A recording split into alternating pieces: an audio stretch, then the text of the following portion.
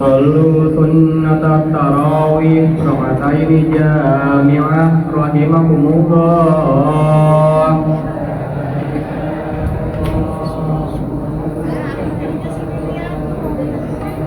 Al-Khalifatu awal Khalifatu Rasulillah Sayyidina Abi Bakrin Siddiq.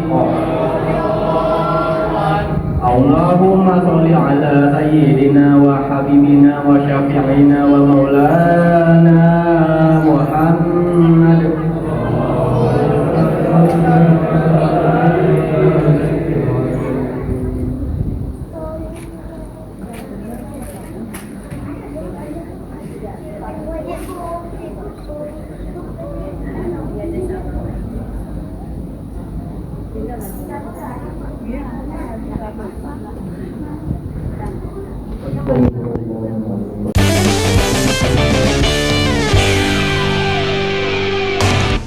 Assalamualaikum warahmatullahi wabarakatuh.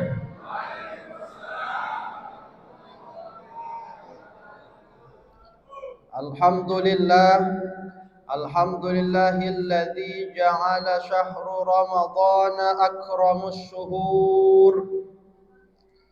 Fiha futihat abwabul jannah wa ghulliqat abwabun nar. Awwaluhu rahmatun wa awsatuhu maghfiratun wa akhiruhu idkum minan nar. Qala Allah Ta'ala fil Qur'anil Karim, a'udzu billahi minasy syaithanir rajim. Bismillahirrahmanirrahim. Ya ayyuhalladzina amanu kutiba 'alaikumus syiyam kama kutiba 'alal ladzina min qablikum la'allakum tattaqun. Shadaqallahul azim. Yang terhormat para tokoh masyarakat, para DKM dan jajarannya, hadirin jamaah salat tarawih Masjid Nurul Huda yang dirahmati oleh Allah Subhanahu wa Ta'ala. Setidaknya ada dua abstrak kata kunci tema yang ingin kami sampaikan pada kesempatan kali ini, yaitu Ramadan dan zakat. Alhamdulillah, kita sudah berada pada malam ke-27, yakni tidak akan lama lagi Ramadan akan pergi meninggalkan kita. Pertanyaannya, Bapak Ibu, apakah Ramadan ini, apakah kita sudah siap ditinggalkan si Ramadan? Siap? Siap? Wah, kayaknya emang udah siap nih. Karena Rasulullah sallallahu alaihi wasallam bersabda, "Idza dakhalal ashru min awakhir Ramadan, ahyal laila wa aiqadha ahlahu wa jadda wa shaddal mizar." Rawahu Muslim. Setidaknya kata beliau ada 4 hal dalam 10 hari terakhir ini yang alhamdulillah saya perhatikan untuk Masjid Nurul Huda ya cukup banyak, 3 shop kurang lebih. Kayaknya kalau waktu pertama full sampai atas. Sekarang alhamdulillah tinggal 3 shop. Nabi yang pertama semangatnya sangat membara dalam menghidupkan 10 hari terakhir, yaitu ahyal lail.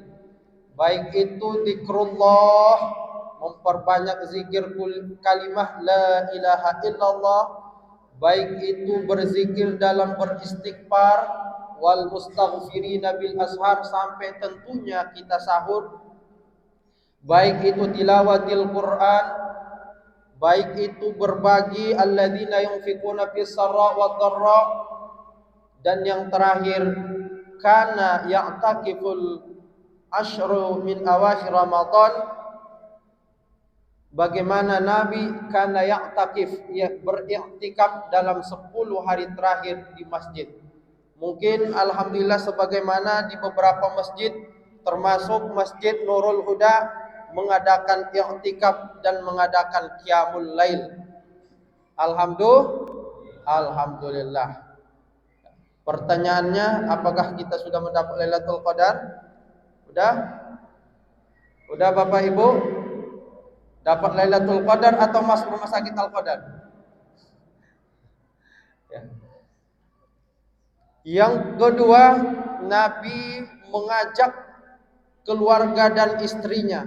Tentunya ini bertolak belakang bagi sebagian kaum ibu yang kadang-kadang terpaksa bangun untuk menyediakan santapan sahur, sementara sang suami masih tertidur pules. Ini yang kedua, yaitu bagaimana seorang suami layaknya yang membangunkan keluarga maupun istri.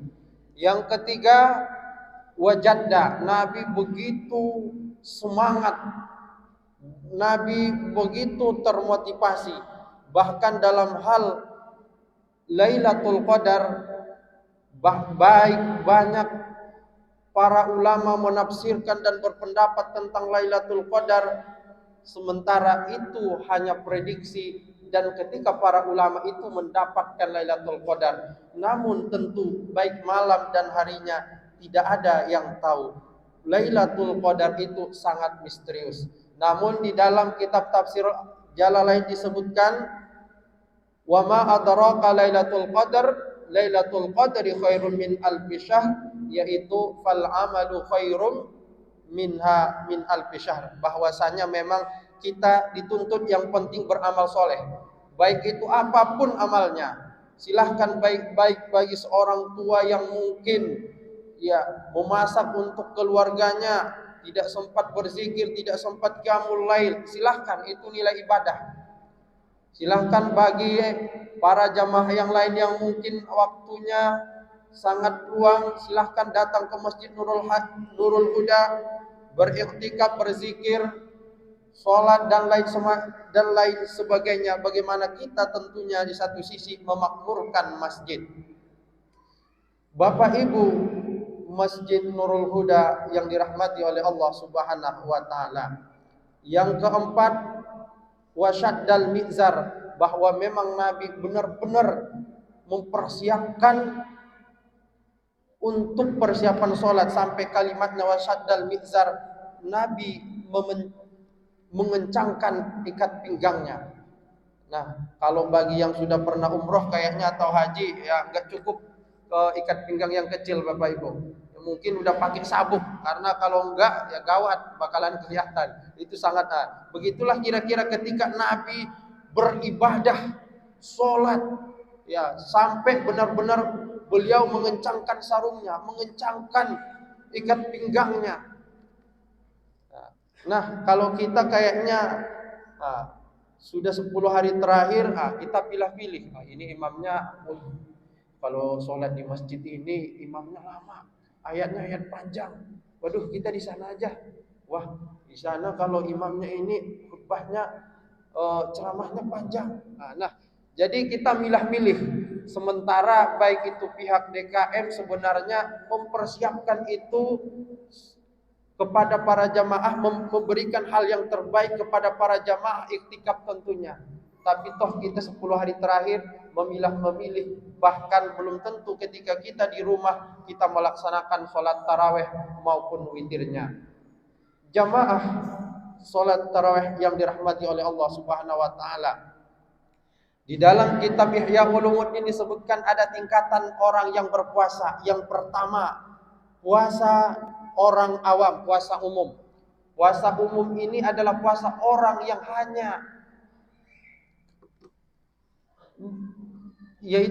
puasa orang yang hanya takut membatalkan puasa. Ini tingkatan orang awam. Yang kedua, puasa orang yang khusus. Puasa orang yang khusus ini naik level, yaitu orang-orang yang menjaga pandangannya, menjaga mata, menjaga hidungnya, menjaga telinganya, menjaga seluruh badannya dari berbuat dosa dan maksiat. Sementara tingkatan yang ketiga ialah khususul khawas, yaitu tingkatan para ulama, tingkatan para nabi, bahwa mereka bukan lagi di level terkait dengan menjaga dari yang membatalkan makan dan minum, menjaga pandangan, bahwa memang mereka puasa adalah tentang bagaimana mensucikan hati, membersihkan pikiran, dan tentunya semata-mata murni karena Allah Subhanahu wa taala. Jamaah Masjid Nurul Huda yang dirahmati oleh Allah Subhanahu wa taala. Yang terakhir, zakat. Zakat adalah rukun Islam yang keempat. Wa tu'tuz zakah, tunaikanlah zakat. Tentunya sebelum matahari terbit silahkan bagikan zakat terbaik kita, baik itu zakat fitrah maupun zakat mal yang tentunya cukup haul dan nisabnya. Silahkan bagikan kepada orang-orang yang membutuhkan. Bahkan kalau kita lihat di dalam Al-Quran, kalimat perintah wajib zakat, tapi ayatnya adalah ayat sedekah.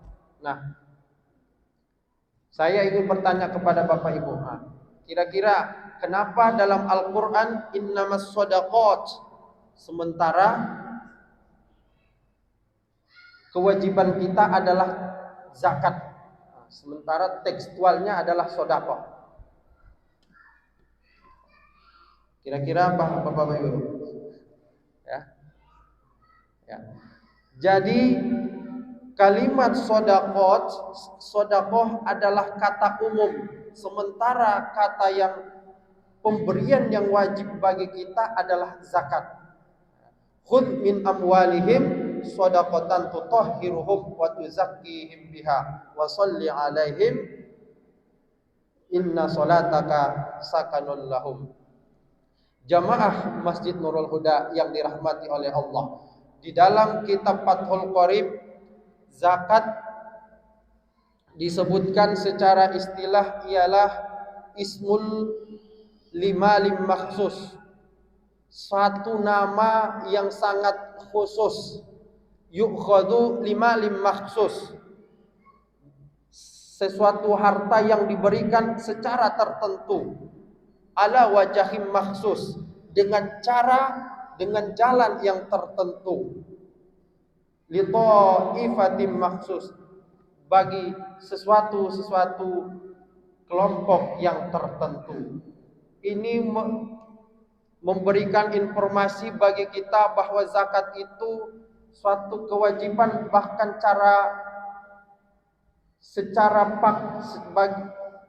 adalah cara Tuhan dalam memberikan kita bagaimana kepada saudara-saudara muslim kita dalam hal berbagi. Inilah salah satu fungsional zakat itu sendiri. Jamaah Masjid Nurul Huda yang dirahmati oleh Allah Subhanahu wa taala. Mungkin cukup sekian ceramah singkat ini. Apabila ada kesalahan kami mohon maaf. Kami tutup akhir kata, Rumah Sakit Bed Syahidah, Rumah Sakit Al-Qadar. Semoga kita semua mendapat Lailatul Qadar. Akhiru kalaminni, wassalamualaikum warahmatullahi wabarakatuh.